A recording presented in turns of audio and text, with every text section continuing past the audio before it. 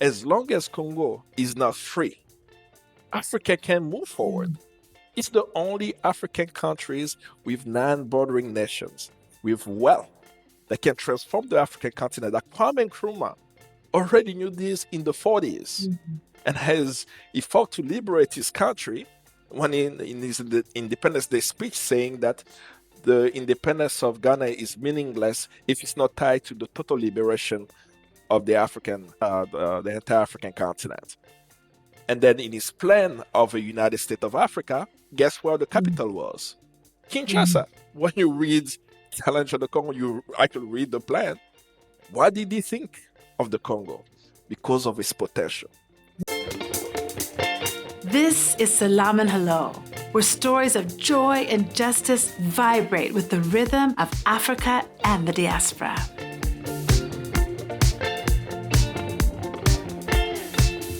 We're worried, anxious group of people trying to move along.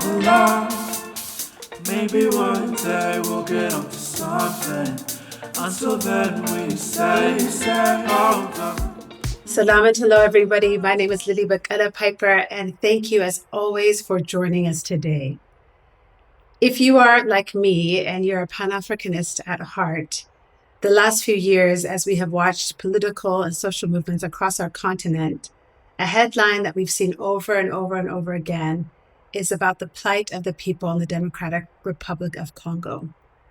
I've been thinking about the DRC a lot lately for the last year, just over and over again, sitting with the headlines, sitting with what's happening, sitting with the grief of watching what's happening, but also sitting with the little bit that I know about the DRC, about the beauty of its national parks, several UNESCO World Heritage Sites there, with the dynamic cultural history, the home of rumba and other beautiful musical and cultural arts, the fact that it's our second most populous country, our fourth most populous country and second largest country in the continent, over 110 million people there, that it's the home of Lumumba, whom we almost named our son after.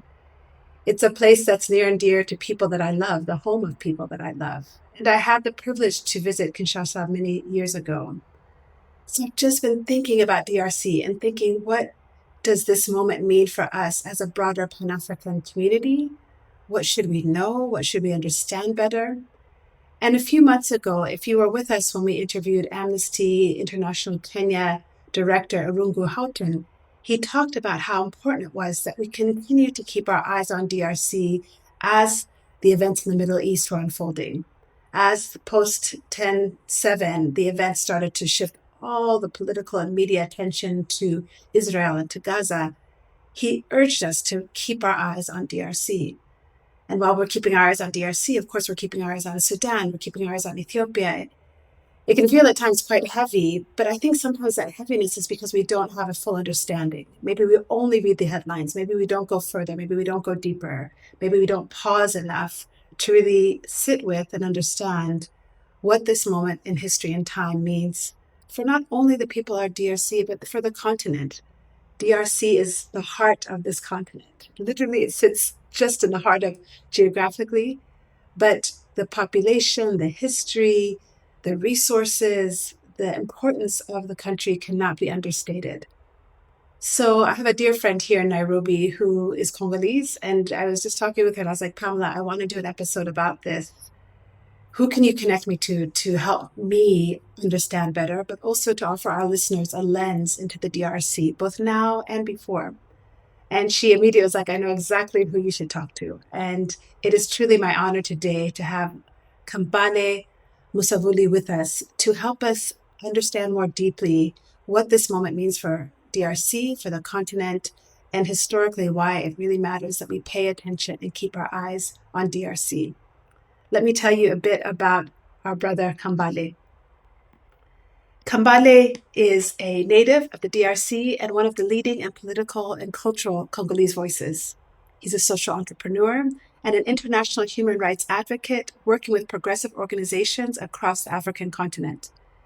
He's recognized for his efforts of raising awareness about the political and social issues in the DRC and advocating for justice and equality. If you know Kambale's work, you know it spans multiple media platforms, and he has been speaking out on behalf of the people of the DRC for years. He has been in multiple campaigns, Friends of the Congo. He's worked with young people. His perspective emphasizes the importance of recognizing and addressing systemic inequalities, historical injustices, and human rights violations that impact vulnerable populations. In addition, he's a professional technologist and a techno activist and the founder of Aether Strategies, a tech consulting firm providing cybersecurity training for African institutions. He's currently an analyst for the Center for Research on Congo, with a focus on Kwame Nkrumah's legacy in the development of Ghana through a Pan-African lens. So truly, it is just an honor to have Kambale joining us today from Accra. Kambale, karibu sana, and asante sana for being with us this morning. Thank you, thank you. You're about to put me to shame. I need to polish my Swahili. I'm from North Kivu. I still have my Swahili. It's not Swahili Bora. It's mixed with French and English and Lingala, but I can hear Swahili well. Oh, well, Asante for having me. that is the beginning and the end of my Swahili for this episode. So don't worry, you're safe. You're very much safe, and you've put me to shame with the number of languages I'm sure you know. So, Kambale, you have been involved deeply, both, a son of the DRC and an advocate for her. And so, tell us, at what point you go from being a native son to a native advocate and your journey for social justice for the people of the DRC. It's a complex question, and it's very humbling that people easily recognize my name because of the work I've done. Many people have helped me get there. I'll even use the example of this interview. You and I would not have been speaking if it wasn't for a Congolese woman connecting me to you. Yes. And that's been the story of my life, that many Congolese women have actually helped in our work, providing me the platform. So I always want to make sure that every time people see me, they know there are many, many people who are helping in the background, mostly Congolese women who are saying, hey, you speak English, you were lucky to be a refugee in the United States, you understand international culture and how to share the message. Be our voice since you have the platform. So that's really how I engage in the first place. Yeah, the second point is 2008. Um, I arrived in the United States in 1998 as a refugee when the Second War started. Went to school, worked, pretty much settled in the US. In 2008, in the fall of 2008 in the United States, it was homecoming at my university, A&T. And at the same time that homecoming was taking place, there was a rebel leader by the name of Laurent Kunda who was threatening to take over Goma. And my grandmother at the time, she lived in Beni. And I remember vividly my mother trying to get in touch with my grandmother. So what rebel militias usually do whenever they get into areas that they control, they destroy cell towers.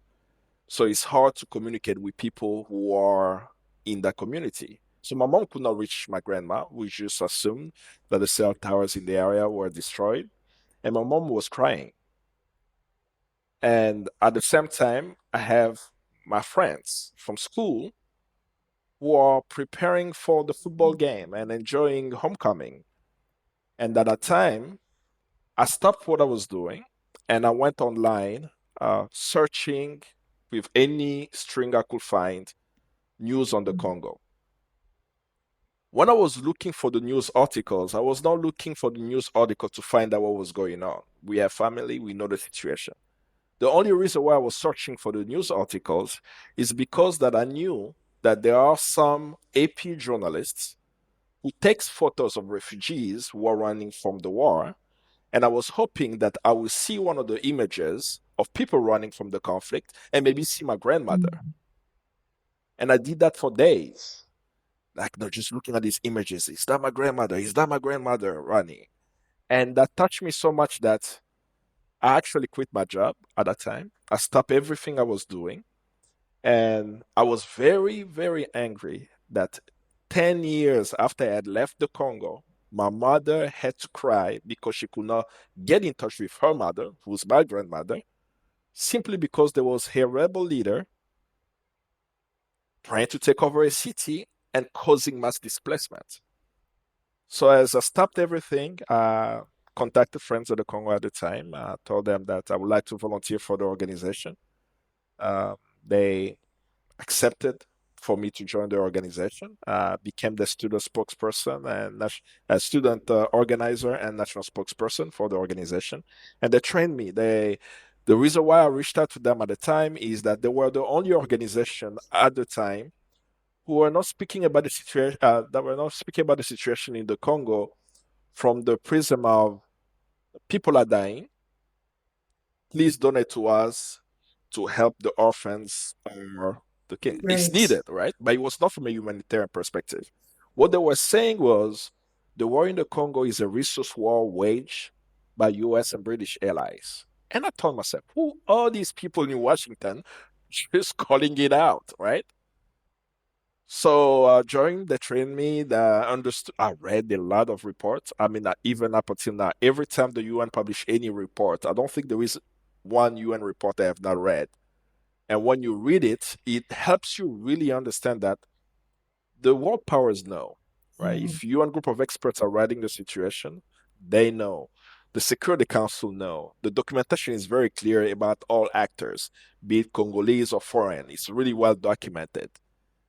And that gave me that, I said, that fire to say, for some reasons, I'm among the lucky ones who left the Congo. For some reason, I'm among the lucky ones who have platforms to share the story of the Congo. How do I best use it to tell the story of the Congo, not just for people to know, but for it to end? Yeah. Because it's affecting people we know, our loved ones, our friends, our family members. Kambale, you've captured what many of us are sitting with and have been for this last many years. How do we live life and still actively, intentionally stay connected to the places we call home? You know, for me, it's Ethiopia. It's also Kenya. For you, it's the DRC and other places. You know, your work has definitely touched other countries. And you took quite a dramatic step to quit your job and actually say, full time, I need to do this, which really speaks to me more of a calling that you had to play this role. It's been many years since that moment for you personally and for the country. What have the last, that was, gosh, how many years? That's almost 15 years now. How has the story changed 15 years later than when you first decided to put 100% of your effort into speaking on behalf of the people of the DRC? The story has not changed much, and that was fascinating. I usually say jokingly with my colleagues that I don't prepare for interviews because I repeat the same thing, right? The narrative has not completely changed. Actors change. And one of the elders, Congolese elders, he makes me laugh. One day I was with him in New York and he was talking in parable. He said, you see the sun up in the sky. He said, this is the same sun that the first human saw. I said, okay. Then you repeat the same thing. You see the sun that you see here? That's the sun that Jesus saw. I said, oh, okay. You see the same sun? That's what we are also seeing. We literally seeing the same sun. So what has changed? I said, it's just like a movie in Hollywood. They film it in the same studio. Just use different actor to shape different narrative. It's actually the same studio, right? And the more I've engaged in the work on the Congo, even though the Congo situation is dire, I realize it's not just the story of the Congolese. It's the story of those who own the land, those who are blessed with resources anywhere around the world, that when you see the conflict, as Wangari Maathai said, right, that wherever you see wars in Africa, it's always about resources. She said it before she passed away in one of the speeches she had in Nairobi. So those things stay with me, that the situation has changed. People are getting to know the Congo now.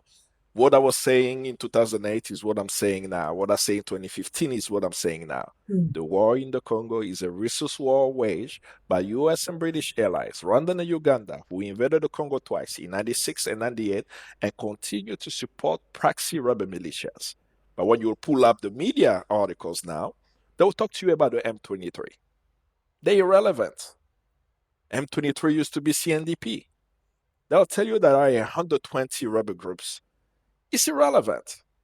These rebel groups don't make weapons. No, they'll say that the Congolese government is corrupt. It's irrelevant. The United States recognized a fraudulent elections in the DRC. Then you start seeing that it's actually the Congolese who are trapped in a vicious circle, but Africans don't understand that it's on purpose. It's really by design. As long as Congo is not free, Africa can move forward. It's the only African countries with non-bordering nations with wealth that can transform the African continent. That Kwame Nkrumah already knew this in the 40s and he fought to liberate his country when in his Independence Day speech saying that the independence of Ghana is meaningless if it's not tied to the total liberation of the entire African continent. And then in his plan of a United States of Africa, guess where the capital was? Kinshasa. When you read Challenge of the Congo, you actually read the plan. What did he think of the Congo? Because of its potential. In the 50s, they knew that the Congo River can provide electricity to the entire African continent. So to go back to that question, nothing has changed. Actors may change here and there, but the reason why we have a conflict is still the same. And unfortunately, millions have lost their lives as the world still trying to understand what's happening, but we continue to remain resolute to repeat the same thing over and over until it clicks. And then people start asking themselves questions. You mentioned telling the same story over and over again, which is humbling and necessary for us to understand and appreciate, given your role in advocacy, but also just somebody who calls that home. If you were to ask better questions of yourself or tell a better story, what direction would that take? What should we be asking? What should we be understanding that hasn't yet been told or yet been understood? You mentioned some key things. The political forces are significant, both regionally and globally. And even having this interview with you, to be honest with you, for me, I feel ill-equipped. I'm not an expert on the DRC or on African politics, but I care deeply about what happens in the continent. So speak to someone like me about the questions and the understanding that is not yet there that should be rising to the surface. What is like in most of the analysis, I may not go direct to your question, but Sure. just to share what it's like, is the story of resistance of the Congolese. And it's not about the conflict now, it's even since King Leopold II. Congolese have faced tremendous suffering when the Portuguese came when they came for slavery. Same thing happened when King Leopold came and was taking rubber and ivory, right? But we don't hear the story of resistance. Because when you hear the story of resistance, then you ask yourself, why are Congolese people fighting? We hear the suffering, the death toll, that not the Congolese are resisting, right? It's unheard of to have over 6 million Congolese people, human beings, killed while they were just sitting down and waiting to be killed. The numbers are so high because Congolese are resisting. But why are Congolese resisting? As Congolese have shared with me many times, is the question of the land. Likambo Mabele, as we say in Lingala, it's even in those who listen to Congolese music, Franco, the question of the land. The people who owned the land, who are custodian of the land, have a responsibility for humanity. That's how I even look at it. That the way capitalism is engaging on this planet is destroying the land. Mm-hmm. And I'll use my community. I am from North Kivu. I'm Nande. And in our community, when a child is born, you plant a tree. And when a elder dies, you plant a tree. So we have forests in our village where you can go in North Kivu where they're telling you the story of the people. This is your grandfather. This is your aunt. This is you when you were born, right? Naturally, we are environmentalists. So cutting the tree is sacrilege.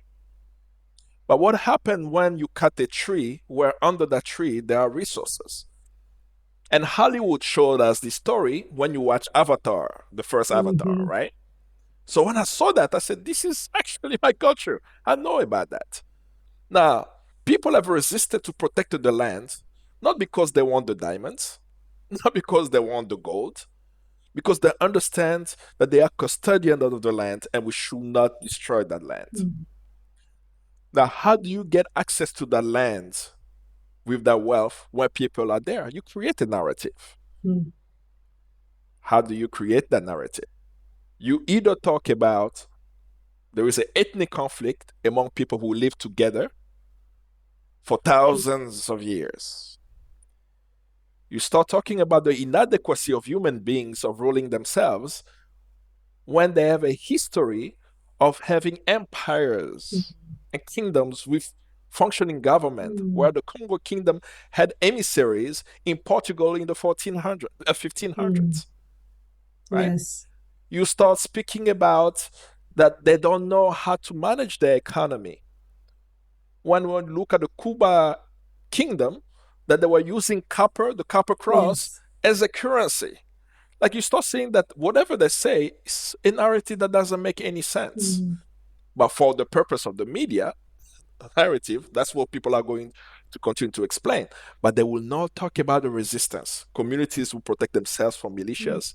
Like even today, since May, the beginning of May, the town of Rubaya, which is the center of where coltan is exploited, is under the hands of the M23 rebels, right?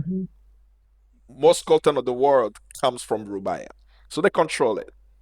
This week, the M23 is going houses to houses, getting the young people out of there.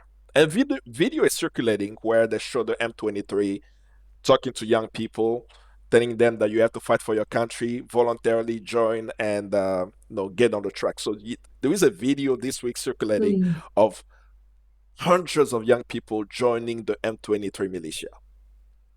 Then speaking to a contact there, and he says, if rebels are coming with guns in front of your house and say all the kids come out and they run you guys in circle and tell you guys to go in the truck, if you were here, won't you get in the truck? Absolutely. Because if you don't, you will be killed, right? But beyond that, there is resistance. Yeah. That even though they are doing this operation, at the same time they're doing the operation today, I have the information that people are being forced into a militia group. And that will not be in any news article anywhere saying that there is Congolese resistance. There are Congolese who are working hand in hand, be it inside and outside, to denounce what's happening and to resist the oppression. So that's what has been missing, is to share the different story of resistance from King Leopold to present, actually even to present. Yeah. Congo would have been carved up a long time ago if the Congolese people did not have a national identity saying that North Kivu cannot just be another country. Yes. Katanga seceded, but Katanga is back, right? There was this whole discussion about Congo needs to secede or discussing the colonial borders. I'm a Pan-Africanist. I'm more for African unity. So anybody who's discussing the carving up of the Congo of any other African country, I'm saying we actually need to come together as a continent rather than becoming smaller states. So that's my goal as a Pan-Africanist, unity. And there are people who are struggling to make sure that Congo is united and that Africa becomes more united today. Thank you for that, Kambale. It's so important that we appreciate and understand the spirit of the people and the spirit of the country, that it is one of resistance. And there's evidence of that throughout Congo's history, as you said. whether we see it or not, it's there. But, we also live in this context where headlines matter. They can move the political will of neighboring countries or internal people. Resources matter because they move the economic arm of countries. And so, President Tshisekedi was elected again in the end of last year for another 5-year term. Given that we live in the reality where political systems are still there, right, despite this history and the important movement of the people to resist, what could a successful new 5-year term look like for him as the current president? What would success look like to you if he achieved one or two things? Even though you've said quite strongly, some of these actors are just recycled, and it's true. This is our reality, Right, it's an imposed reality. I will respond that this. I'll try to be nice and respond to that question. The successful term for him will be peace and stability in DRC. But for him to achieve peace and stability in DRC, he must understand that peace doesn't come without justice. Yes. There is no such thing as peace without justice.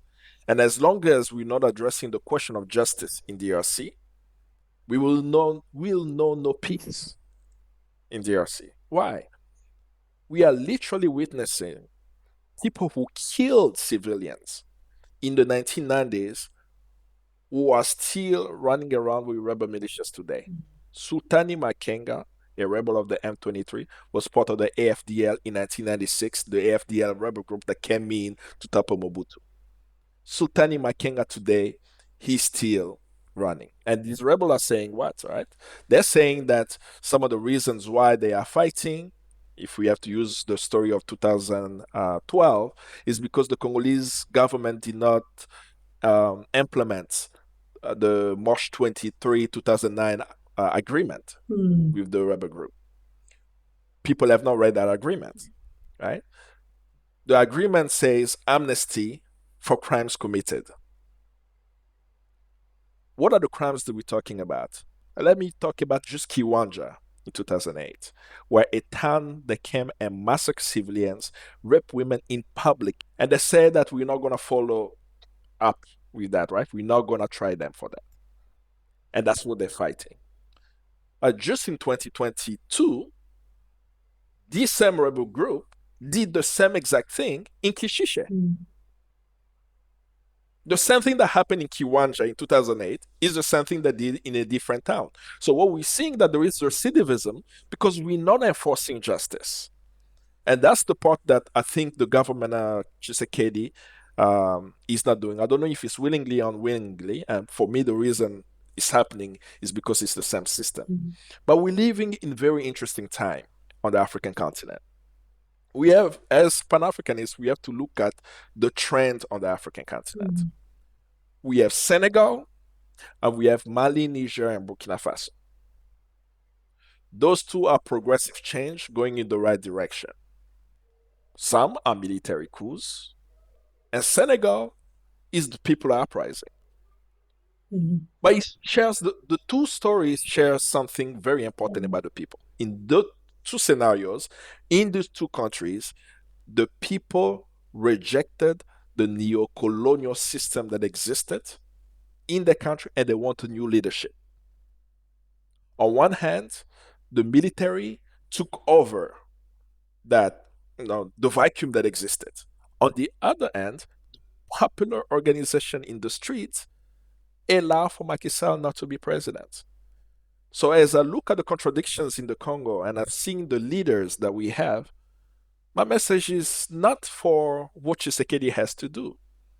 It's what the Congolese people must do. They must actually look at what we are dealing with in the world today, what we are dealing with on the African today. What we are dealing with in the African today is enshrined in the speech of Diomaye Faye of Senegal, when he's speaking about a left Pan-Africanism, when he's speaking about a Pan-Africanism of the peoples, where the leaders are putting the people first in every single decisions. As you are not talking about what Tshisekedi is doing, the biggest scandal in the Congolese government today is that they install lights, street lights in the city of Kinshasa when one of the pole cost $4,000. How are they using state Yeah. resources to literally destroy the country, Yeah. right? So there are things they can do, but it's still up to the Congolese to determine their affairs, to take control of the matters in the country. Which makes me wonder from where you sit, what when you speak to the diaspora, when you speak to people at home, what do you have a call to action for, my friend who's here in Nairobi, my Congolese sister, for others, Yeah. what do you say to your fellow people around what they can do? Because, it's so hard to ask those who are under these systems to then change the system. It's almost an impossible ask, and yet they're the only ones who can. What's your message to your fellow Congolese across the world? I believe you can, Mm-hmm. not the leaders. I believe literally you, Lily, you can change the Congo.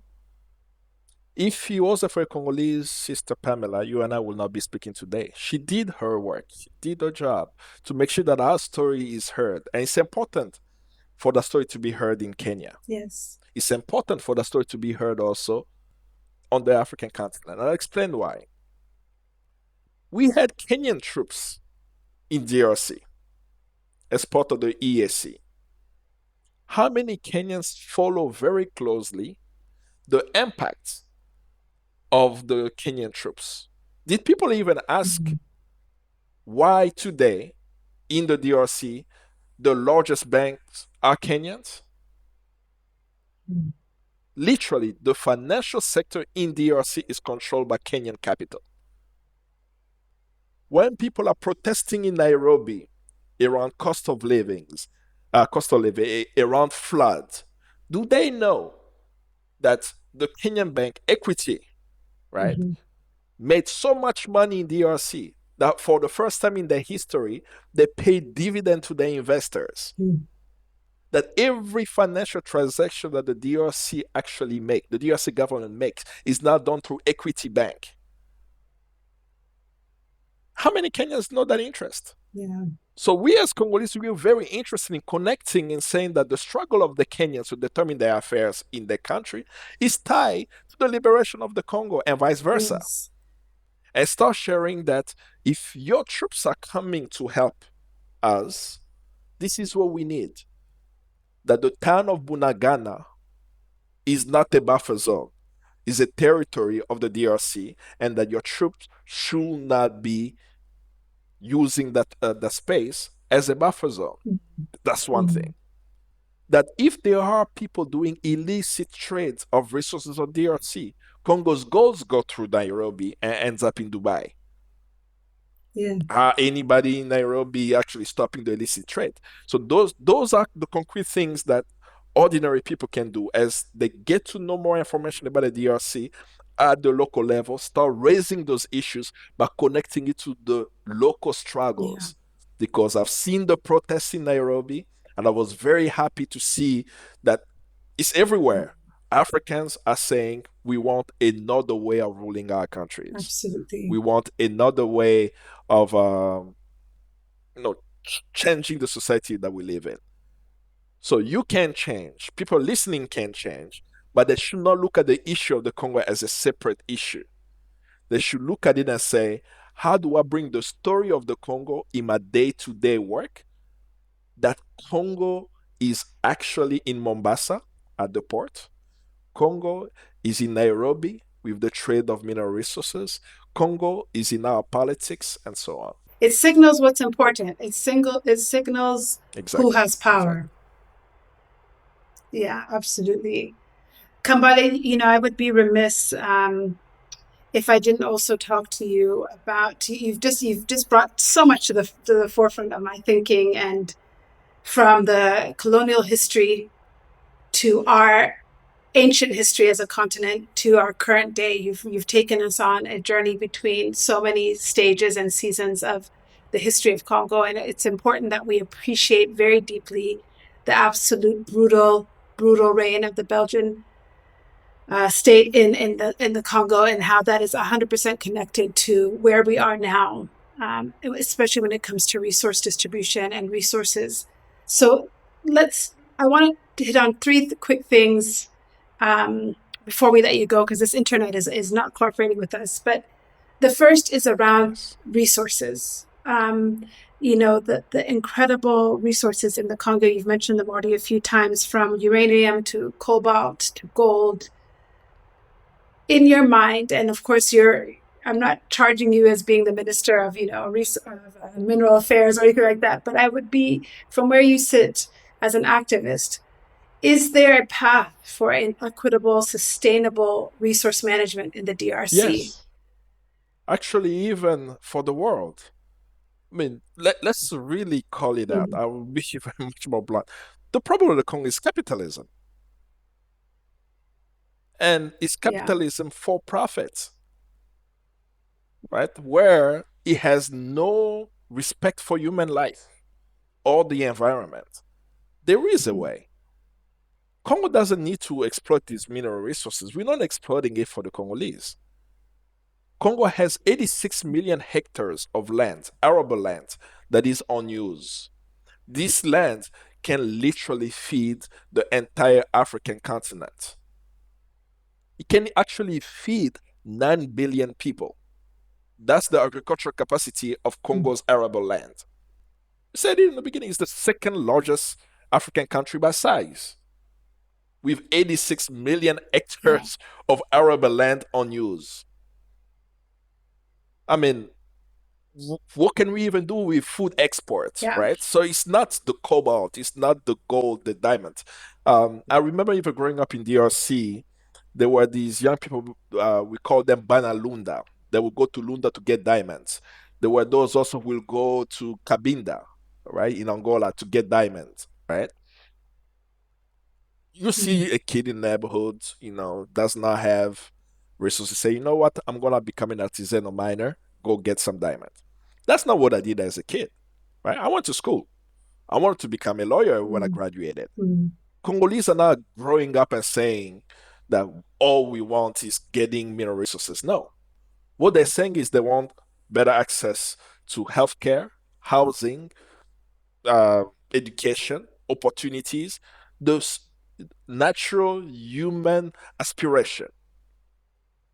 Now, why today, in Yes. 2024, we are seeing the violence that we see? Is because at the heart of the fourth industrial revolution, which is moving us from fossil fuel to renewable energy, you can move there without Congo's cobalt. You can move there without the lithium in Right. Manono. Now, how do we actually get it? Do we have to kill people to get it? No. Do you know why I know? Because sometimes people will say that the notion of resource curse. Nobody's talking about resource curse in Norway. It's a resource rich country. So what do we have to have the resource curse? It's not the resource that's the curse. It's capitalism that's the curse, right? Because if people in Norway can have sovereign Yeah. funds with the oil exploitation that they have in the country, so that people in Norway can have good healthcare, good education. Everybody talk about how Norway is managing well the resources. We all have studied outside of our countries, our home countries. We've been in school with all of them. None of them are smarter than us. We know who came to our study groups where we Yes. had to teach them what we learned in our own countries. So it's not that we don't know how to manage.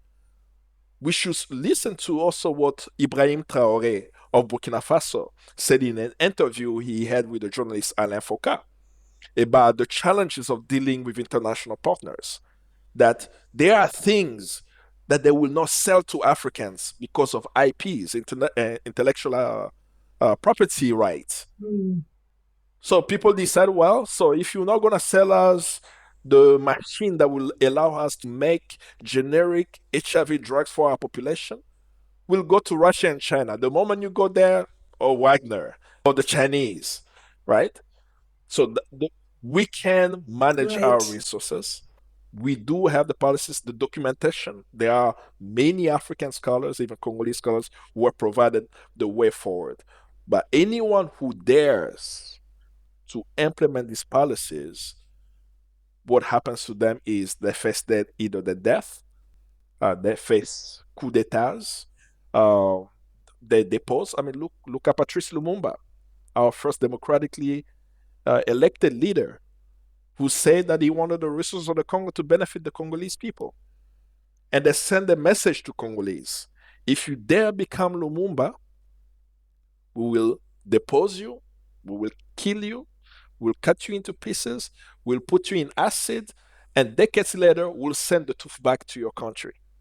And no one will be held accountable for it. But what's happening is that this generation, right? And that's what I say. It's not just the Congo. Across the African continent, young Africans are rising up and speaking of Pan Africanism and thinking about Pan African unity. In the Congo is also happening, right? That's the way forward. Even though they killed our leaders, their ideas continue up until today. And that the people today are calling for the control of their land, control of their resources, while we may have governmental challenges, but in the end, we know what we need, and and we will continue to fight to determine our own affairs and reach our liberation as we want as we want to see it. So young people are going to be critical for the future of our continent. We know the statistics tell us that they make up a majority of the population across the continent, and this place will be theirs and is theirs. You have invested deeply in young people and empowering them through your work in many different places, including the Congo Leadership Initiative. Tell me what your message is to young people about their role in shaping the future. What are you learning from them? What would you want to say to them? What is their role? And I don't have much to really share with them. It's not like I have some wisdom. I think that they are much more, how would I say, they are much more inspiring to me than me sharing something to them. So what I always remind them is that they are doing things that I didn't even do when I was their age. And I use the example of young Congolese that I saw a few months back. We had protests in front of the U.S. embassy, the French embassy, the European Union delegation office, and also the British embassy. And these protests, I saw young Congolese burning the U.S. flag, burning the French flag, burning the British flag, even the EU flag. Why were they doing so? They understand that what we say, Rwanda and Uganda invaded the Congo. These are US and British allies. The Western nations are supporting them, providing them with the weaponry and support. And they took it upon themselves to go to this embassy to denounce their actions of supporting aggressor nations on the continent. That's one. Two, it's not just an example of the Congo, it's more an experience I had in the United States, in Ferguson. I spent Mm. some time in Ferguson in 2015, 2014 and 2015. And while I was there, I met some of the most courageous young people I've ever met. When I organized protests in New York City, be it in front of the United Nations and so on, I went to City Hall. Then I went there, I had to fill out a form and say, on this date, at this time, I will be at this location to do XYZ. And they gave me an authorization, a permission that now you can protest. And then there will be the police on one side, on the other side, with our signs, and we say, yes, we did an action. These young people did not get a permit. They were literally Yeah. walking in the middle of the street, blocking traffic. And I was very confused. I was with them. And they were asking me for my wisdom. I said, I can give you my wisdom. My wisdom will be go to City Hall and get a permission to protest. You did not do that. You actually got things involved. That I believe that young people, especially now when we're looking at what's happening in Rafah, I mean Gaza, how young students all across the United States are mobilizing. How we're seeing even in the struggle of Palestine, people are speaking about the Congo and Sudan. These are young people Yes. doing that, right? They're connecting the struggles that this generation have more tools, are much more courageous, and of course, they're living in much more dire conditions than before. When we look at the situation in the DRC, where the numbers that I've read from the World Bank in terms of unemployment ranges from 60% to 90%, Mm. depending on when it was written, right? It's really the informal economy that's keeping the Congolese people alive, right? They're living in conditions where, in the case of Goma, right, where the routes that brings food has been stopped by militia groups, and the cost of living in Goma is extreme lately, right? So they're living even under harsher conditions than what we lived in. That back to the DRC, a bad accomplishment of this youth. That's why I say it's really hard for me to give them an advice about look at what I did because they are on another level. It is because of the Congolese youth that we have a new president in the Congo today.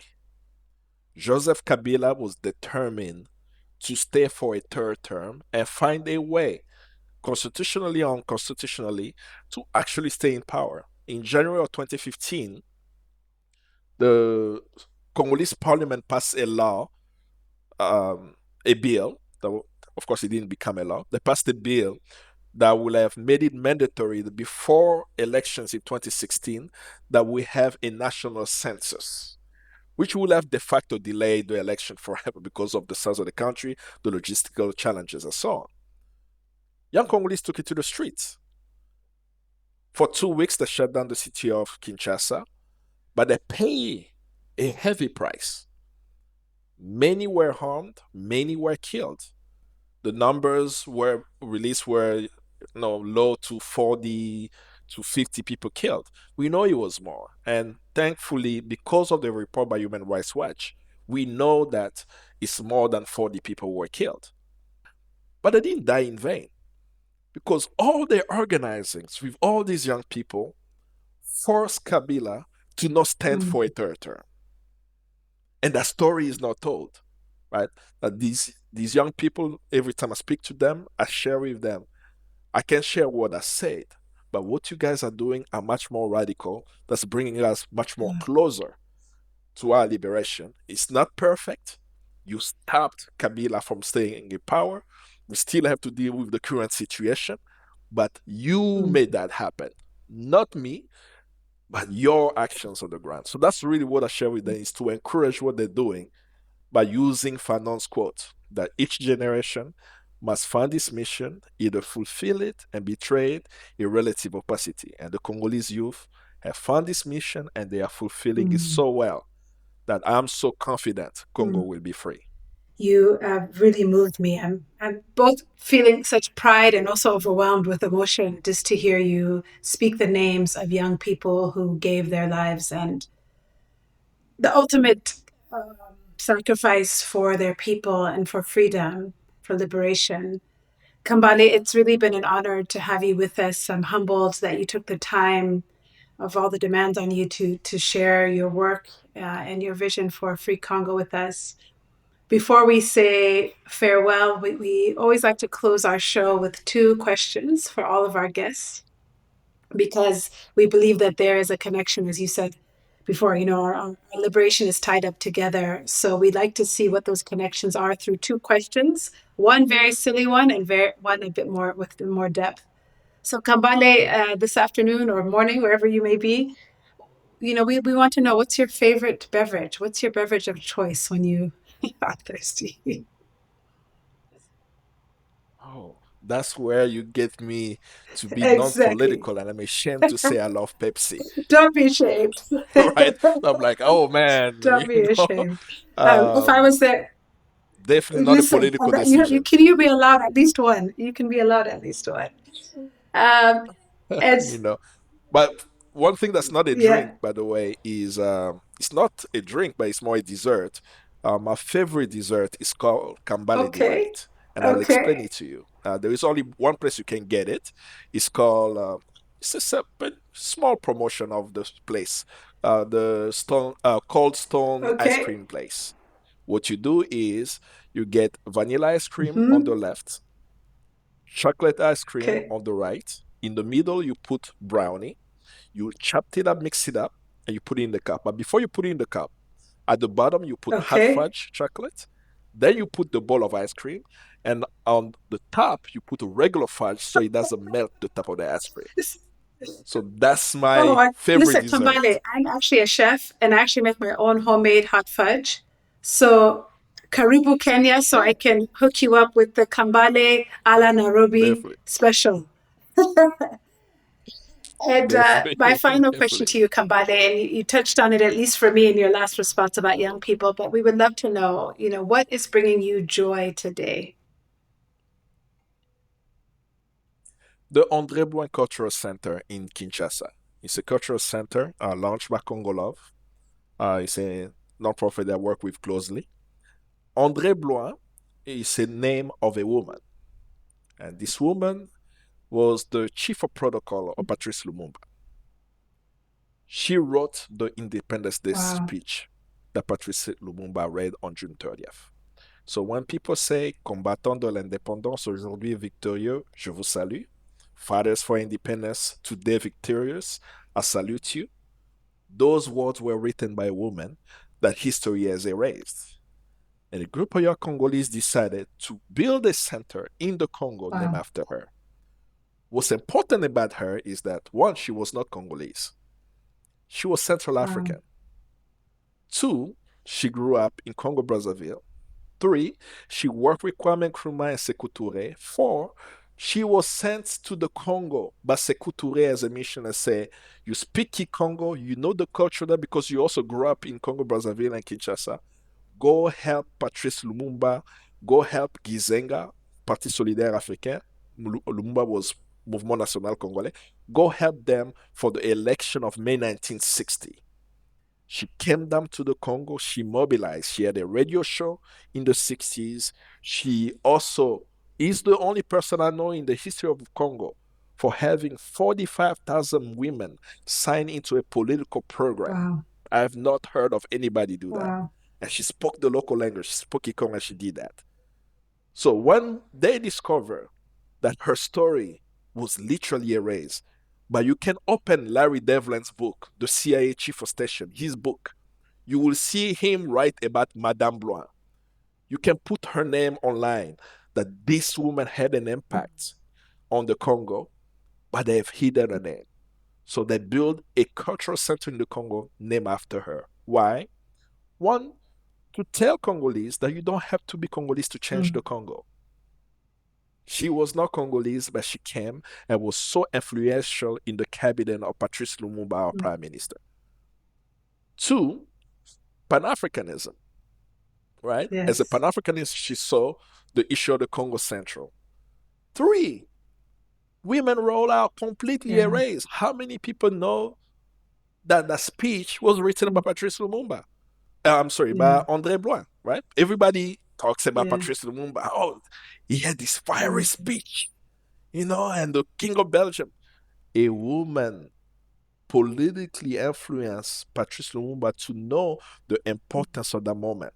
That moment was so important for Congolese because people died before Lumumba, that we needed to recognize their struggle. And she made sure that the story of the struggle of the Congolese was in our Independence Day speech. So that today, when we wonder what was the struggle before independence, all I have to do is read what Yeah. she wrote, Powerful.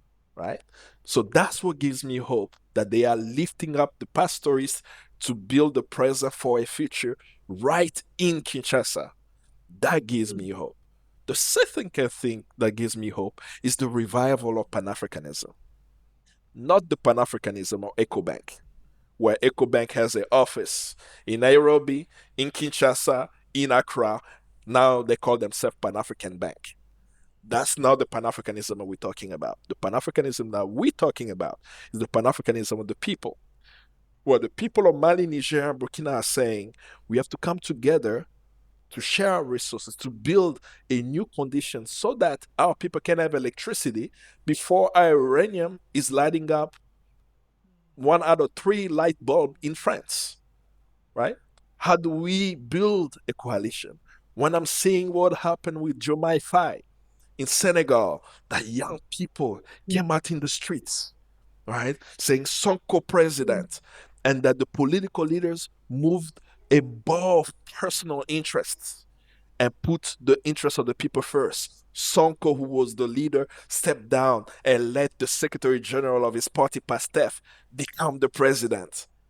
And they came from jail to the palace. Yeah.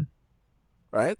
That gives me that hope to see this revival of Pan-Africanism where Africans are saying, now is the time. Even with the suffering of the Congo, I am so hopeful for the future of Africa when I look at the African continent and the movement taking place. And all we have to do now is connect, share the story of struggle, and support one another in all of our liberations. Thank you, Kambale. You've left me speechless, and I am a professional talker, and you've left me without words. Thank you for your spirit, for your diligence, for your dedication to our liberation collectively. I'm so grateful that we had this time together. Thank you. Thank you, thank you, thank you. See you in Nairobi. I hope it's soon. And listeners, we would love to hear your thoughts on this episode. You can send us a message on all of our platforms at Selam Hello, SELAM. And of course, we would love it if you would share this episode. It's so important that Kambale's message of this Pan-African collectivism is shared. And so share it, be in touch with us, and of course, we'll see you next week. Peace. Worried, anxious group of people trying to move along. Maybe one day we'll get onto something. Until then we say, hold on. I know it's hard, but baby, you just got to hold on.